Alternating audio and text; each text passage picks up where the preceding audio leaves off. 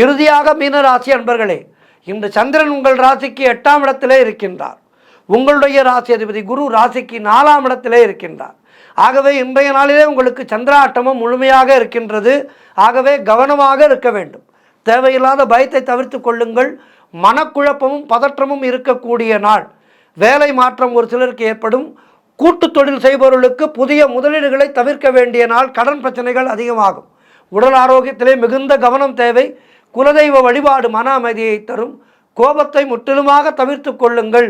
கணவன் மனைவிக்குள் சண்டை சச்சரவுகள் ஏற்படும். கோர்ட் கேஸ் போன்ற பிரச்சனைகளிலே ஈடுபடக்கூடாது. அலுவலகத்திலே வேலை பளு அதிகமாக இருக்கும். இன்றைய நாளிலே ராமநாமத்தை உச்சரித்து கொண்டே இருங்கள். பெருமாள் கோவிலுக்கு சென்று நரசிம்மர் சன்னதியிலே ஒரு நெய் தீபம் ஏற்றி வையுங்கள். சிவன் கோவிலுக்கு சென்று வழிபாடு செய்யுங்கள். கோளறு பதிகம் படியுங்கள். ஆகவே சந்திராஷ்டம நாளிலே இவற்றையெல்லாம் கண்டிப்பாக செய்ய வேண்டும். செய்தால் சந்திராஷ்டம பாதிப்புகள் நம்மை விட்டு விலகிவிடும்.